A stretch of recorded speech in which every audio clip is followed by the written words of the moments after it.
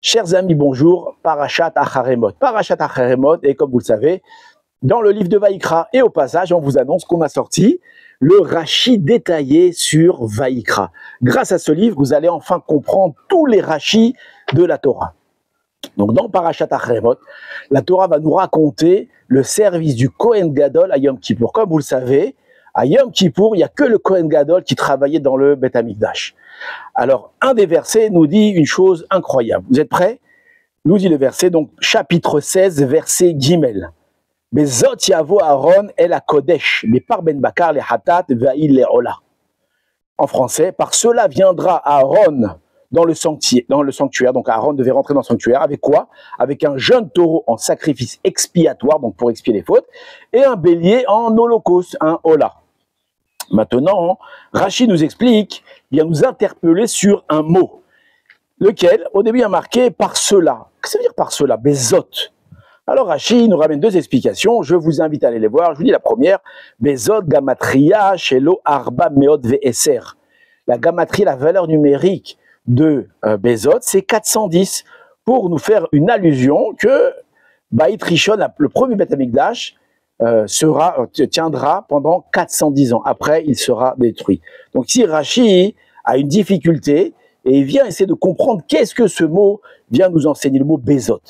Donc on voit que ici le verset semble en trop. Et donc grâce à cela, et à cause de cela, les Chachamim vont commenter ce mot. Et là, il y a un commentaire dans le Midrash, Vaïkra. Il dit quelque chose d'extraordinaire. Vous êtes prêts à écouter? Bezot yavo Aaron, c'est quoi Bezot?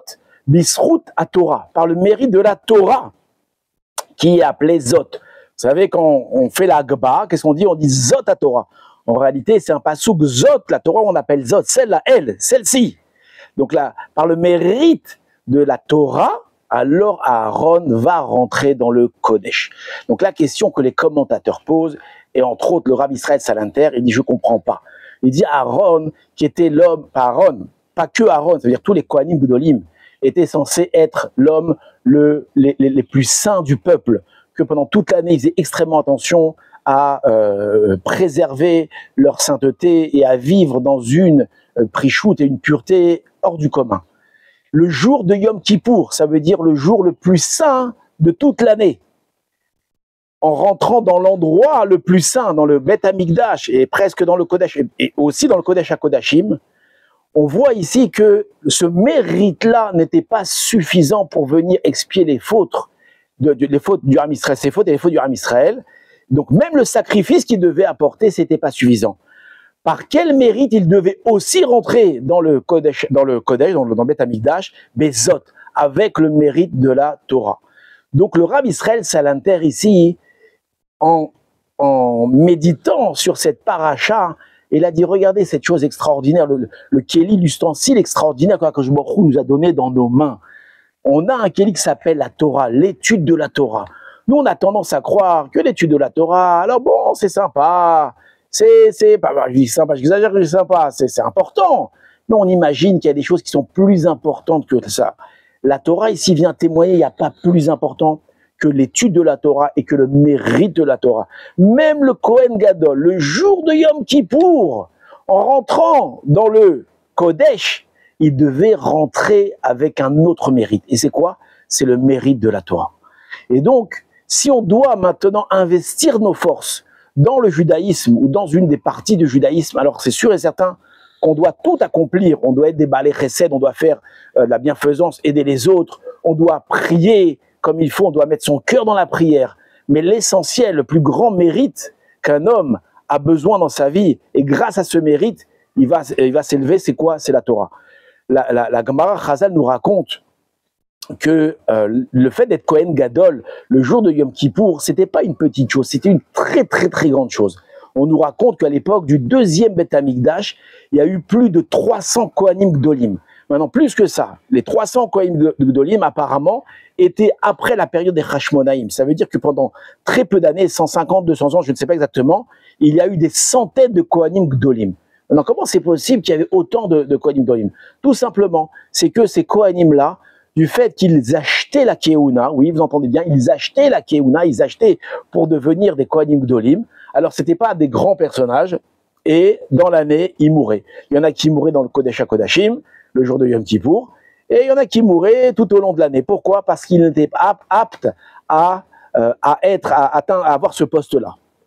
Maintenant, la question qu'on pose, pourquoi est-ce que ces gens-là étaient prêts à payer pour devenir Kohen Gadol? Ils ne savaient pas que ce poste-là était un poste qui était très dangereux. On voit que l'année dernière, le Kohen Gadol est mort, l'année d'avant aussi, l'année d'avant, etc. Et toi, tu n'as pas peur, maintenant tu vas aller payer, te faire nommer Kohen Gadol, tu n'avais pas peur de mourir. Alors, il y a deux explications. La première explication, si regardez la force du kavod, des honneurs, un homme, pour recevoir des honneurs et pour recevoir l'honneur d'être le Kohen Gadol, il était prêt à prendre le risque de sacrifier sa vie. Ça, c'est une chose. Mais il y en a qui expliquent autrement. Ils disent non, c'est pas pour uniquement le kavod. Il y avait autre chose qui est recherché. Lorsque tu étais Kohen Gadol le jour de Yom Kippour, tu recevais, tu ressentais une présence avec le divin qui était extraordinaire. Et des gens étaient prêts à payer de l'argent, à donner leur vie uniquement pour ressentir pendant quelques instants cette proximité avec un Kadosh Baruch Hu qui était extraordinaire. Et en effet, tous les ans, ce flux était tellement puissant qu'ils mouraient, qu'ils ne pouvaient pas continuer. Mais ici, on a un moussard extraordinaire. Le Midrash nous a dit qu'il y a un moyen d'atteindre, ou qui est au-dessus de cette sensation qui est le Kohen Gadol le jour de Kippour. C'est quoi? C'est l'étude de la Torah. Quelqu'un qui s'investit dans l'étude de Torah. Ça veut dire quoi s'investir? C'est de ne pas couper son étude, de ne pas parler entre chaque phrase qu'on étudie, mais s'investir sincèrement dans l'étude, de prendre un sujet et d'essayer de le comprendre jusqu'au bout, de laisser tomber, de mettre de côté nos téléphones et toutes nos occupations, de concentrer dans un sujet. Alors, lorsqu'on fait ça, on peut arriver à ressentir une proximité avec Hachem extraordinaire, bien supérieure que celle que le Kohen Gadol, quand il était simplé, alors pouvait ressentir le jour de Yom Kippour. Alors, Bezrat Hachem, on s'approche de Shavuot, et à Shavuot, on va donc recevoir la Torah. Préparons-nous. Comment on va se préparer?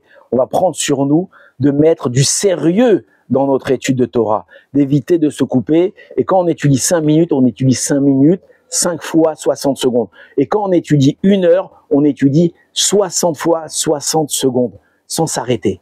Et ainsi, on arrivera à atteindre le niveau extraordinaire de la Gdusha que la Torah veut bien nous prodiguer si on accepte de l'apprendre. Shabbat Shalom.